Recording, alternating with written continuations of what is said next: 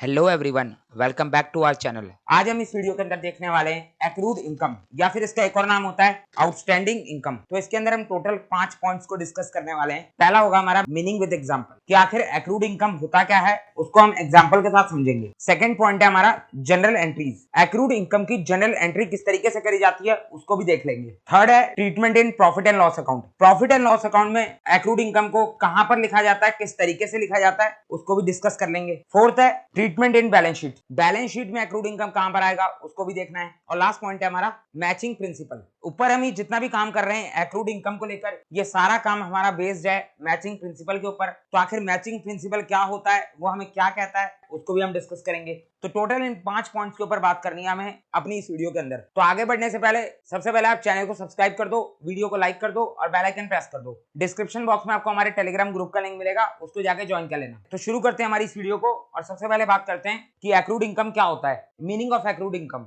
तो accrued income की हमारे पास डेफिनेशन है। क्या बोल रही है डेफिनेशन, एक बार देख लो। Those incomes which have been earned during the accounting period but have not been received till the end of accounting period. तो क्या बोला इसने कि एक्रूड इनकम का मतलब वो इनकम जो हमने during the accounting period earn तो कर ली, लेकिन अकाउंटिंग पीरियड के एंड होने तक वो हमें रिसीव नहीं हुई। इसको एग्जांपल से समझते हैं तब जाके बात समझ में आएगी। तो यहाँ पर ये एग्जांपल देखो, लेट सपोज आप कहीं पर जॉब करने गए, कहीं नौकरी ढूंढने गए और आपको नौकरी मिल गई और ये डिसाइड हुआ कि आपको 30,000 रुपए पर मंथ सैलरी मिलेगी, लेकिन ये सैलरी हर महीने की 30 तारीख को मिलेगी। तो आपको जॉब मिल गई, आप बहुत खुश होकर काम पे गए, पहले दिन नौकरी पे गए, पहला दिन खत्म हो गया। शाम को जब आप घर आ रहे थे तो आप घर आने से पहले कंपनी के मैनेजमेंट के पास गए और जाकर बोला कि मैंने एक दिन का काम कर लिया, अब मुझे मेरे एक दिन के 1000 रुपीज दे दो। मेरी पूरे महीने की सैलरी है 30,000, 30,000 की सैलरी मेरी 30 दिन की है, तो एक दिन की कितनी सैलरी है 1000। तो मैंने एक दिन काम कर लिया, अब मुझे 1000 रुपए दे दो। तो कंपनी के मैनेजमेंट ने बोला कि ऐसा नहीं हो सकता,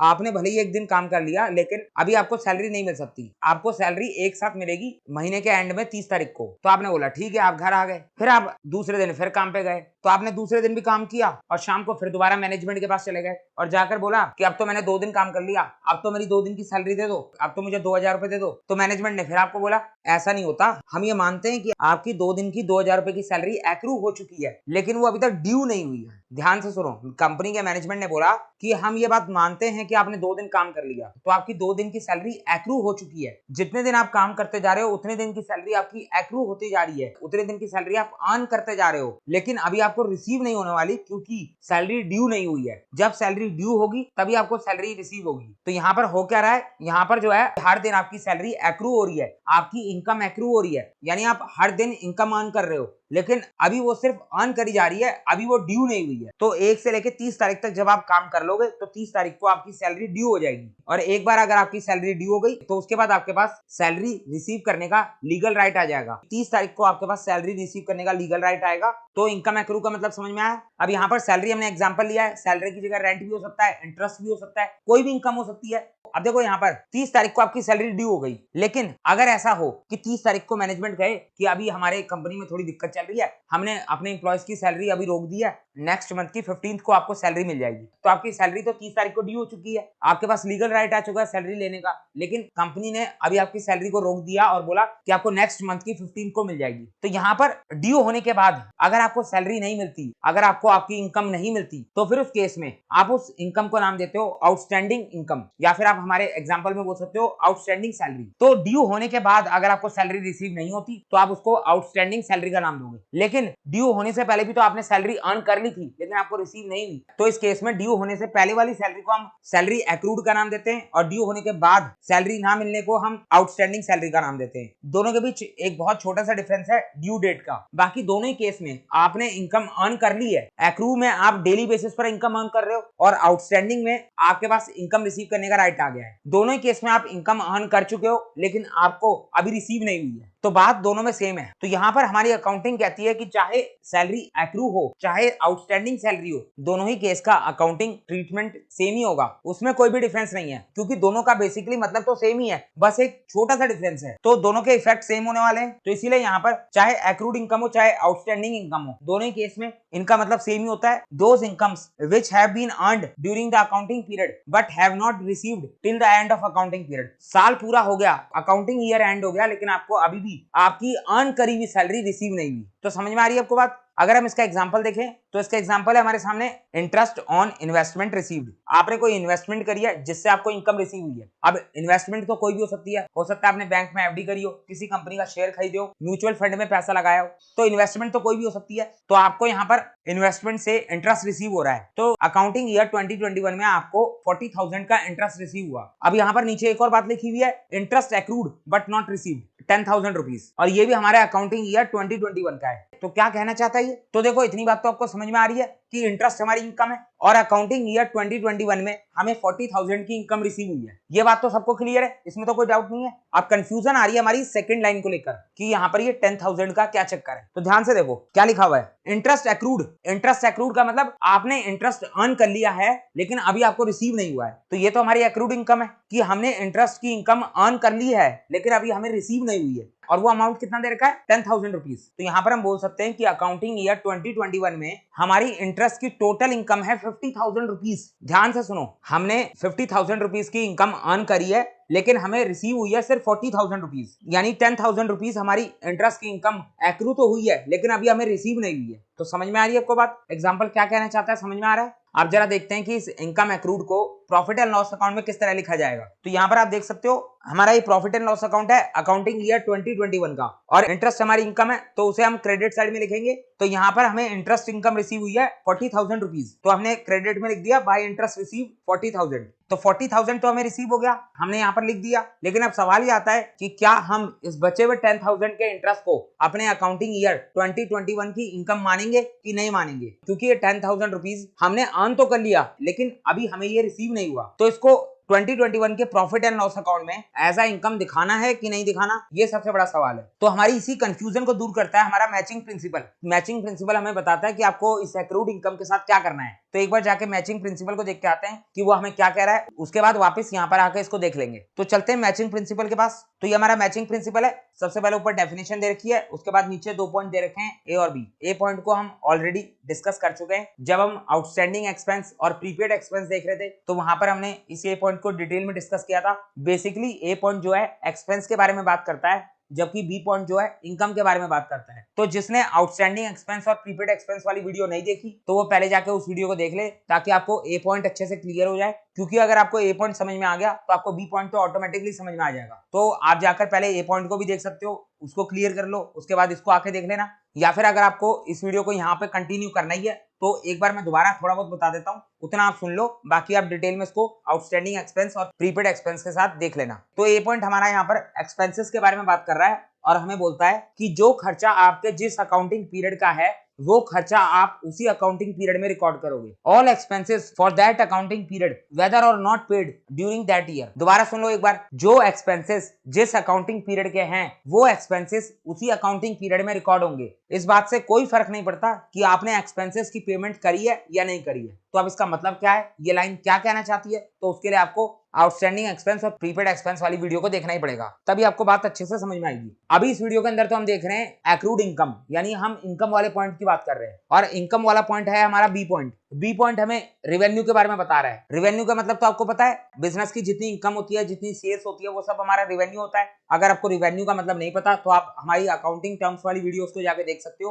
वहां पर हमने अकाउंटिंग की सभी टर्म्स को बहुत डिटेल में डिस्कस किया हुआ है। तो यहाँ पर ये हमारा सेकंड पॉइंट बात कर रहा है रेवेन्यू के बारे में, और हमें क्या बोल रहा है कि all revenue whether received or not during the period should be considered to calculate profit और लॉस। तो यहाँ पर ये हमें बोल रहा है कि जो रेवेन्यू आपके जिस अकाउंटिंग पीरियड का है उस रेवेन्यू को आप उसी अकाउंटिंग पीरियड में रिकॉर्ड करोगे, फिर चाहे आपको वो इनकम रिसीव हो रखी हो या ना हो रखी हो, उस बात से फर्क नहीं पड़ता। आपको बस ये देखना है कि आपका रेवेन्यू कौन से अकाउंटिंग पीरियड का है। तो समझ में आ रही है आपको बात? आप कुछ समझ में आ रहा है कि हम एक्रूड इनकम का क्या करेंगे? वापस चलते हैं अपने एक्रूड इनकम के ऊपर। तो यहाँ पर अगर हम मैचिंग प्रिंसिपल की बात सुने तो अकाउंटिंग ईयर 2021 की हमारी इंटरेस्ट की इनकम 50,000 रुपीज है, ना कि 40,000 रुपीज। भले ही आपको 40,000 की इनकम रिसीव हुई है, लेकिन जो बैलेंस 10,000 है वो इनकम भी तो आप अर्न कर चुके हो। एक्रूड इनकम का मतलब क्या होता है? Income earned but not received. Income earn हो चुकी है, बात खत्म। रिसीव हुई है या नहीं हुई है, इस बात से फर्क नहीं पड़ता। तो यहाँ पर हम इंटरेस्ट रिसीव लिखेंगे 40,000, इसमें प्लस करेंगे एक्रूड इंटरेस्ट 10,000, टोटल आ जाएगा हमारा 50,000 रुपीज। इस 50,000 रुपीज को हम अपने अकाउंटिंग ईयर 2021 की इंटरेस्ट इनकम मान के रिकॉर्ड कर देंगे, क्योंकि हमें मैचिंग प्रिंसिपल ने कहा था कि जो इनकम आपके जिस अकाउंटिंग पीरियड की है उस इनकम को आप उसी अकाउंटिंग पीरियड में रिकॉर्ड करोगे,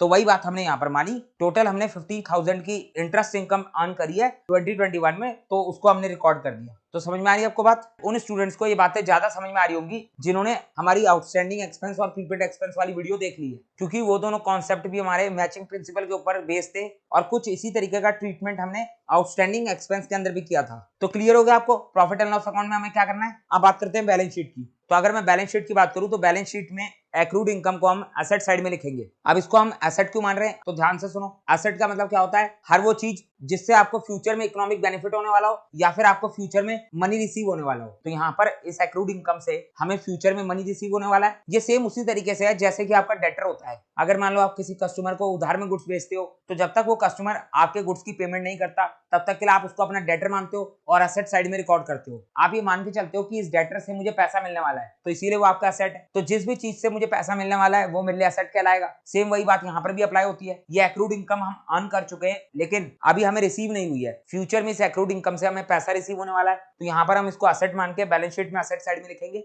एक्रूड इंटरेस्ट 10,000 रुपीज। तो समझ में आ रही है आपको बात? एक्रूड इनकम हमारा एसेट होगा। तो क्लियर हो गया। अब एक बार इसकी जनरल एंट्री भी देख लेते हैं। तो अगर मैं जनरल एंट्रीज की बात करूं तो फिर वही बात आ जाती है, जिन्होंने प्रीपेड एक्सपेंस और आउटस्टैंडिंग एक्सपेंस वाली वीडियो को देखा है उनको जनरल एंट्रीज भी बहुत जल्दी समझ में आ जाएंगी, क्योंकि हमने इसी तरीके की जनरल एंट्रीज वहां पर भी देखी थी। तो अगर मैं जनरल एंट्री की बात करूं तो यहाँ पर हमारी दो जनरल एंट्रीज आएंगी। तो सबसे पहले एंट्री हमारी कैश की कि हमें इंटरेस्ट इनकम रिसीव हुई है। और एक बात हमें अच्छे से पता है कि अकाउंटिंग के अंदर हर ट्रांजैक्शन के दो इफेक्ट होते हैं। अब ये ट्रांजैक्शन क्या होती है, दो इफेक्ट क्या होते हैं, डबल एंट्री क्या होती है, तो इन सब बातों के लिए आपको चैप्टर नंबर 1 और चैप्टर नंबर 2 देखना होगा। वहां पर हमने इन सब के बारे में बहुत डिटेल में डिस्कस किया हुआ है, तो आप जाकर उसको देख सकते हो। तो यहाँ पर अगर मैं बात करूं तो हमें इंटरेस्ट इनकम रिसीव हुई है, इसका मतलब है कि इसके दो इफेक्ट होंगे। पहला इफेक्ट होगा कि हमारे पास पैसा आएगा और दूसरा इफेक्ट होगा कि साथ के साथ हमारी इनकम भी इंक्रीज होगी। हमारे पास पैसा कहाँ से आया है, इनकम से आया है। तो सीधी बात है, अगर आपका कैश इंक्रीज हो रहा है तो साथ के साथ आपकी इनकम भी इंक्रीज होगी। तो यहाँ पर आप पहली एंट्री देख सकते हो, हमें इंटरेस्ट इनकम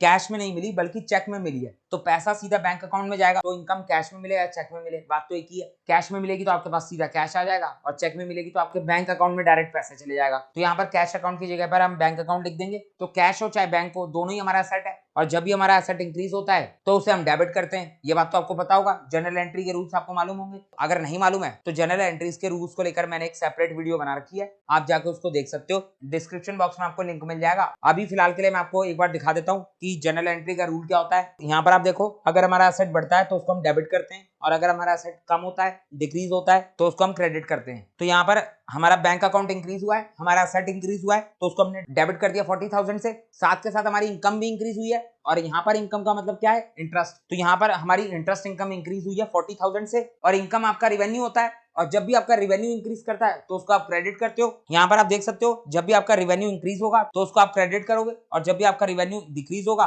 तो उसको आप डेबिट करोगे। तो यहाँ पर 40,000 से हमारी इंटरेस्ट इनकम इंक्रीज हुई है, यानी हमारा रिवेन्यू इंक्रीज हुआ है, तो 40,000 से हमने इंटरेस्ट को क्रेडिट कर दिया, तो हमारी जनरल एंट्री बन गई bank account debit to interest income account 40,000। तो समझ में आ गया आपको, पहली एंट्री क्लियर हो गई। अब अगर मैं दूसरी एंट्री की बात करूं तो यहाँ पर अभी तक हमने 40,000 की इंटरेस्ट इनकम रिकॉर्ड कर दी है, जबकि मैचिंग प्रिंसिपल बोलता है कि आपको पूरे 50,000 की इंटरेस्ट इनकम रिकॉर्ड करनी है। तो यानी हमें 10,000 की इंटरेस्ट इनकम और रिकॉर्ड करनी पड़ेगी। तो हमने सेकंड वाली एंट्री के अंदर 10,000 से अपनी इंटरेस्ट इनकम को और बढ़ा दिया। जब भी आपकी इनकम यानी आपका रिवेन्यू इंक्रीज होता है तो उसको आप क्रेडिट करते हो। तो यहाँ पर हमने सेकंड वाली एंट्री के अंदर टू इंटरेस्ट अकाउंट लिख दिया 10,000। तो टोटल हमारे पास 50,000 की इंटरेस्ट इनकम रिकॉर्ड हो गई। तो यहाँ तक आपको बात समझ में आ रही है। अब बात करते हैं कि ये डेबिट में हमने एक्रूड इंटरेस्ट क्यों लिखा हुआ है। तो यहाँ पर ये 10,000 से हमें कैश तो रिसीव नहीं हुआ। ए वाली एंट्री में देखो 40,000 से हमारी इनकम इंक्रीज हुई थी, तो साथ के साथ हमें 40,000 का कैश भी रिसीव हुआ था। जबकि दूसरी एंट्री में 10,000 से हमारी इंटरेस्ट इनकम तो बढ़ी है, लेकिन इस 10,000 के बदले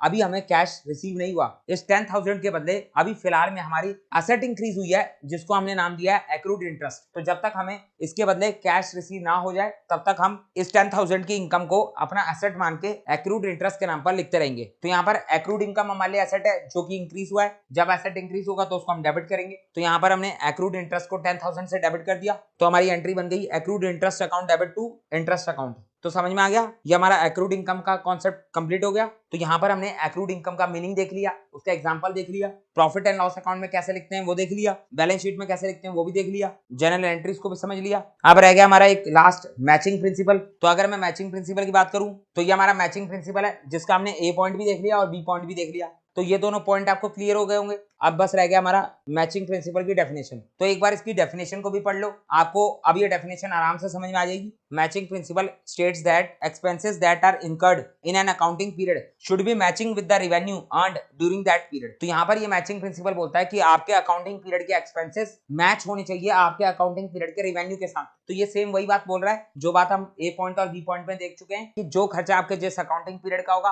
उसको आप उसी अकाउंटिंग पीरियड में रिकॉर्ड कर देना, और ये एक्सपेंसेस वाला पॉइंट आपका मैच करेगा आपके रेवेन्यू वाले पॉइंट से। यानी रेवेन्यू में भी सेम बात बोल रहा है कि जो रेवेन्यू आपका जिस अकाउंटिंग पीरियड का है वो रेवेन्यू आप उसी अकाउंटिंग पीरियड में रिकॉर्ड करोगे। तो दोनों में सेम बात हो रही है। तो वही बात यहाँ पर बोली जा रही है कि आपका अकाउंटिंग पीरियड का एक्सपेंस मैच होना चाहिए आपके अकाउंटिंग पीरियड के रेवेन्यू से। तो समझ में आ गया आपको, मैचिंग प्रिंसिपल आपको क्लियर हो गया। तो हमने एक्रूड इनकम के अपने सारे पॉइंट्स को कवर कर लिया। ये 5 पॉइंट्स मैंने आपको कहा था कि हम डिस्कस करेंगे, पांचों पॉइंट हमने देख लिए। अभी दोबारा एक बार बोल देता हूं, जिन्होंने आउटस्टैंडिंग एक्सपेंस और प्रीपेड एक्सपेंस वाली वीडियो को नहीं देखा है तो वो जाके उस वीडियो को जरूर देखना, तभी आपको ये सारी बातें अच्छे से क्लियर होंगी और सारी बातों को आप एक दूसरे के साथ रिलेट कर पाओगे। तो जाने से पहले चैनल को सब्सक्राइब करके जाना, बेल आइकन प्रेस कर देना। वीडियो पसंद आए तो वीडियो को लाइक भी कर दो। डिस्क्रिप्शन बॉक्स में आपको टेलीग्राम ग्रुप का लिंक मिलेगा, उसको जाकर ज्वाइन कर लेना। तो अब मिलते हैं अपनी नेक्स्ट वीडियो में, जब तक के लिए thank you for watching this video.